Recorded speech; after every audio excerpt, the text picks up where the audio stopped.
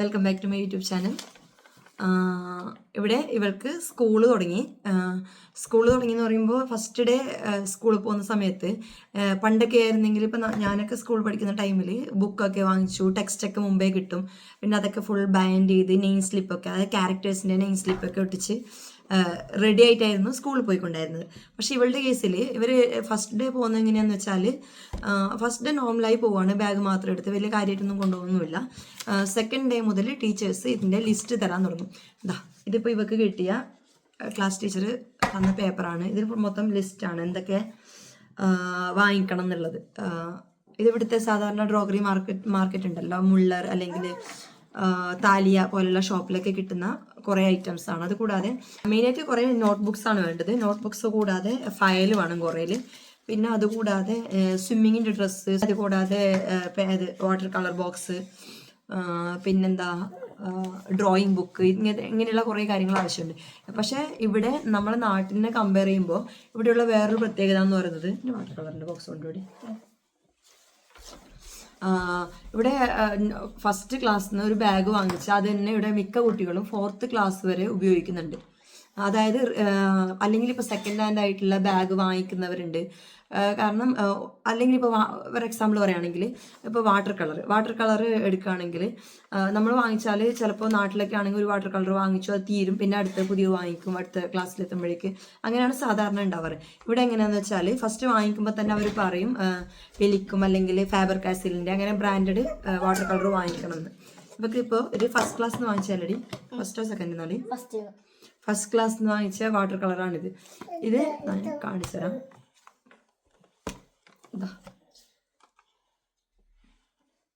ഇതിൻ്റെ ഈ സാധനം നമുക്ക് ഇവിടുന്ന് എടുക്കാൻ കിട്ടും. ഇങ്ങനെ എടുക്കാൻ കിട്ടും. അപ്പോൾ എന്താ ഗുണം എന്ന് വെച്ചാൽ വാട്ടർ കളർ തീർന്നാൽ മൊത്തമായിട്ട് പിന്നെയും പൈസ കുറേ കൊടുത്ത് വാങ്ങിക്കേണ്ട ആവശ്യമില്ല. ഈ സാധനം 1 യൂറോക്കൊക്കെ ഇതിൻ്റെ സെപ്പറേറ്റ് കിട്ടും. അപ്പോൾ ഇത് നമുക്ക് റീപ്ലേസ് ചെയ്താൽ മാത്രം മതിയാവും. ഇത് ഇവിടത്തോട്ട് വെച്ച് അപ്പോൾ നമുക്ക് പുതിയ കളർ അത് മാറ്റാം. അപ്പോൾ ആ കളർ നമുക്ക് ഇവിടത്തേക്ക് വെച്ച് റീപ്ലേസ് ചെയ്യാം. കുറച്ച് ഡിഫിക്കൽട്ട് ഉണ്ട്. അപ്പം എനിക്ക് എന്തായാലും പറ്റില്ല. അപ്പോൾ ഇതുപോലെ നമുക്ക് റീയൂസ് ചെയ്യാൻ പറ്റും ഇത്. പിന്നെ ഇതൊക്കെ ഫസ്റ്റ് ക്ലാസ്സിൽ തന്നെ വാങ്ങിച്ചതാണ്. ഇവരത് സ്കൂളിലോട്ട് കൊണ്ടുപോയി കഴിഞ്ഞാൽ പിന്നെ തിരിച്ചു കൊണ്ടുവരുന്നത് ഇയർ എൻഡിലായിരിക്കും. അപ്പോൾ അത്രയും കാലം അവരുടെ ബോക്സിൽ തന്നെയാണ്, അവിടെ സ്കൂളിലുള്ള അവരുടെ പ്ലേസിൽ തന്നെയാണ് ഇത് വെക്കുക. ഇത് കണ്ടോ, സാധാരണ പല ടൈപ്പിലുള്ള വാട്ടർ കളേഴ്സ് ഇവിടെ അവൈലബിൾ ആണ്. ഇതൊക്കെ നമുക്ക് റീപ്ലേസ് ചെയ്യാൻ പറ്റുന്നതാണ് ഓരോ കളറായി. ഇതാണ് ഓരോ കളേഴ്സ്. ഇത് 1.5 യൂറോക്കൊക്കെ എല്ലാ കളേഴ്സും അവൈലബിൾ ആണ്. ഇത് റീപ്ലേസ് ചെയ്താൽ മതിയാവും. അപ്പോൾ ഞാൻ പോയി വാങ്ങിച്ചിട്ട് വന്നതാണ്. ഈ ബാഗ് മൊത്തം ഇവർക്ക് ആവശ്യമുള്ള സാധനങ്ങളാണ്.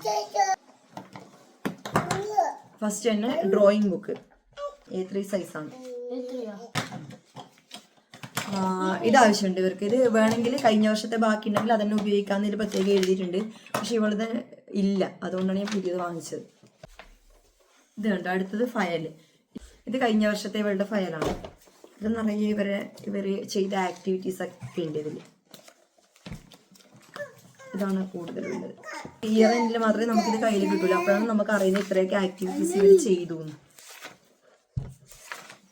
അങ്ങനെ ഒരുപാട് സാധനങ്ങൾ ചെയ്തിട്ടുണ്ട്. മാത്സ് എല്ലാ സബ്ജക്റ്റിൻ്റെ ഒന്നിച്ചാണ് വരുന്നത്.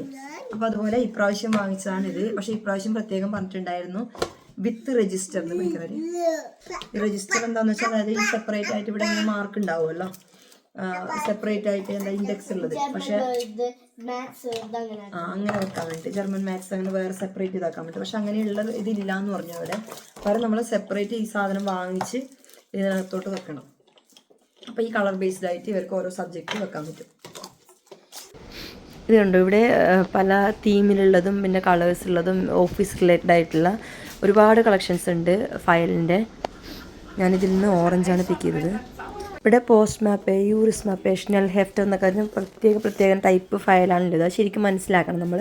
കഴിഞ്ഞ പ്രാവശ്യം ഞാൻ പേപ്പറിൻ്റെ ആയിരുന്നു വാങ്ങിച്ചത്, അത് പെട്ടെന്ന് പോയിട്ടുണ്ടായിരുന്നു. ഇത് പ്ലാസ്റ്റിക്കിൻ്റെ ആയതുകൊണ്ട് ഇതെന്തിനാന്ന് വെച്ചാൽ ഡെയിലി വീട്ടിലോട്ട് വരുന്ന സമയത്ത് എന്തെങ്കിലും വർക്ക് കൊടുക്കുകയാണ്, ഹോംവർക്കൊക്കെ കൊടുക്കുകയാണെങ്കിൽ ആ പേപ്പേഴ്സൊക്കെ കൊണ്ടുവരാനില്ല, അല്ലെങ്കിൽ എന്തെങ്കിലും സൈൻ ചെയ്ത് കൊടുക്കാനുണ്ടെങ്കിൽ അതൊക്കെ ഇട്ട് കൊണ്ടുവരാനാണ് ഈ പോസ്റ്റ് മാപ്പ്.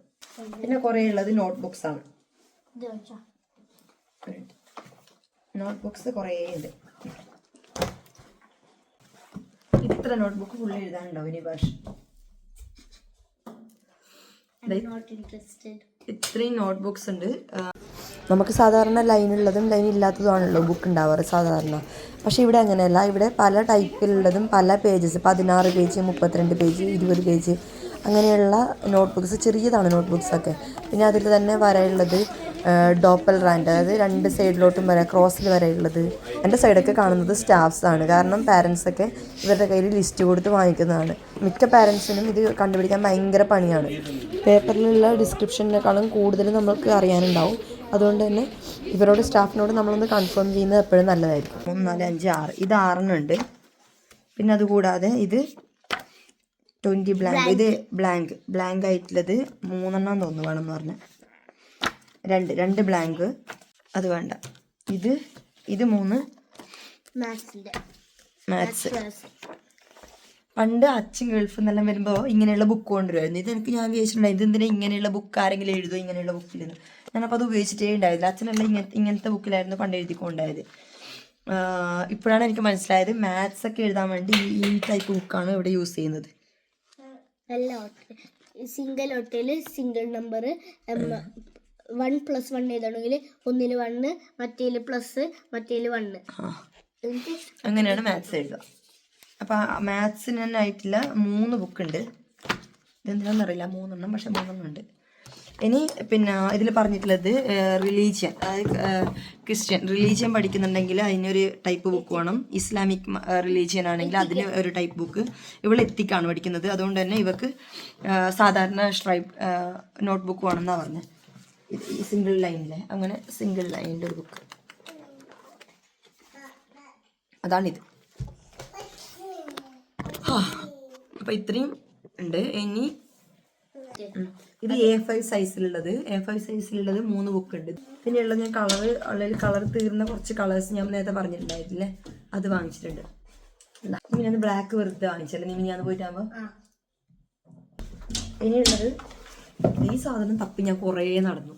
കാരണം ഞാൻ ചുറ്റും നോക്കി, ഒരുപാട് ഫയൽസ് ഉണ്ടായിരുന്നു അവിടെ. പക്ഷേ ഇവളുടെ ഇതിൽ പ്രത്യേകം പറഞ്ഞിട്ടുണ്ടായിരുന്നു യെല്ലോ കളർ തന്നെ വേണമെന്ന്. യെല്ലോ ഇവിടെ കണ്ടതുമില്ല.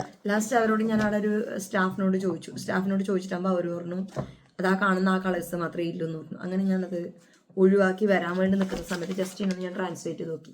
അപ്പോഴേക്കും ഇവിടെ എൻ്റെ ഗെഫാൾട്ടർ അല്ലടി,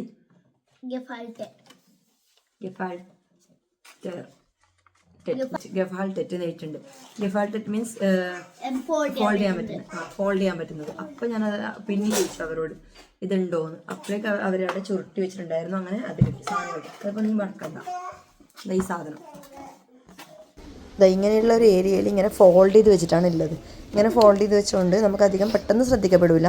നമ്മൾ ഈ ഒരു ഫയൽ അധികം യൂസ് ചെയ്യുന്നില്ലല്ലോ, അതുകൊണ്ട് തന്നെ കാണുമ്പോൾ എനിക്ക് പെട്ടെന്ന് മനസ്സിലായതുമില്ല. ഇതൊക്കെ ഞാൻ സിനിമയിൽ മാത്രമേ കണ്ടിട്ടുള്ളൂ. ഡയറക്റ്റ് വല്ല ഓഫീസിലും കണ്ടിട്ടുണ്ടാവും.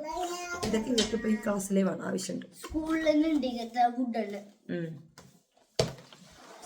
ഇനി എന്താ ഉള്ളത്? ഇത്രയേ ഉള്ളൂ. ഇനിയിപ്പം ഈ പെൻസിൽ പെന്നൊക്കെ ഇവളുടെ കയ്യിലുണ്ട് ഓൾറെഡി, സ്കെയിലൊക്കെ. പക്ഷേ ഈ പെൻസിൽ ഞാൻ ഇതുണ്ടോ അതിൻ്റെ കയ്യിൽ ഉണ്ടോ? ഞാൻ ഇതുവരെ ഉപയോഗിക്കാത്ത മാത്തമാറ്റിക്കൽ ഇൻസ്ട്രുമെൻറ്റ്സ് ഒക്കെ ഉണ്ട് കേട്ടോ ഇവിടെ. ഇവർക്ക് സ്കെയിൽ കൂടാതെ സെറ്റ് സ്ക്വയർ ആണ് വേണമെന്ന് പറഞ്ഞത്. പ്രൊട്രാക്ടർ ഒന്നും ഇപ്പോൾ ആവശ്യമില്ല. പക്ഷേ സെറ്റ് സ്ക്വയർ മെയിനായിട്ട് അവർ പറയുന്നുണ്ട്. ഇതിൻ്റെ പല വെറൈറ്റീസ് ഇവിടെ അവൈലബിൾ ആണ്. ഞാൻ കാണാത്ത പല വെറൈറ്റീസ് ഇവിടെ ഉണ്ട്. ഇത് നോക്ക്, സ്കെയിലും പ്രൊട്രാക്ടറും സെറ്റ് സ്ക്വയറും എല്ലാം കൂടി ഒരു മിക്സ് ആയിട്ടുള്ളൊരു ബോക്സാണ്. ഇത് ഭയങ്കര കംഫർട്ടായിരിക്കും നമുക്ക് ബാഗിലൊക്കെ വെക്കാനായിട്ട്. ബോക്സിൻ്റെ ഒന്നും ആവശ്യമില്ല.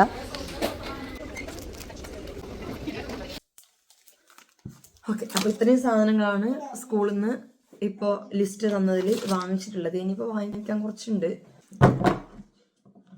അപ്പോൾ ഇത്രയൊക്കെയാണ് ജർമ്മനിയിൽ സ്കൂളിൽ പോകുന്നതിന് മുമ്പല്ല, സ്കൂളിൽ പോയിട്ട് ഒരു 2 ദിവസം കഴിഞ്ഞ് ആ വീക്കിൽ പ്രിപ്പയർ ആവേണ്ട സാധനം.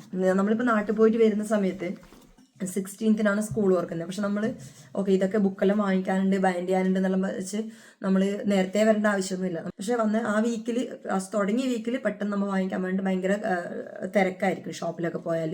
ഇപ്പോൾ പുതിയതായിട്ട് ജർമ്മനിയിലേക്ക് വരുന്നവരൊക്കെ ഈ ലിസ്റ്റ് ഇതേപോലെ ഷോപ്പിൽ കൊടുത്തിട്ട് അവിടുത്തെ സ്റ്റാഫിനെ കൊണ്ട് തന്നെ എടുപ്പിക്കലാണ് പതിവ്. അങ്ങനെ. അപ്പോൾ ഇത്രയൊക്കെയാണ് ഇവിടുത്തെ വിശേഷങ്ങൾ പറയാനുള്ളത്. വീഡിയോ എല്ലാവർക്കും ഇഷ്ടപ്പെട്ടു കാണുമെന്ന് വിചാരിക്കുന്നു. അപ്പോൾ അടുത്ത വീഡിയോയുമായി വീണ്ടും വരാം. ബൈ.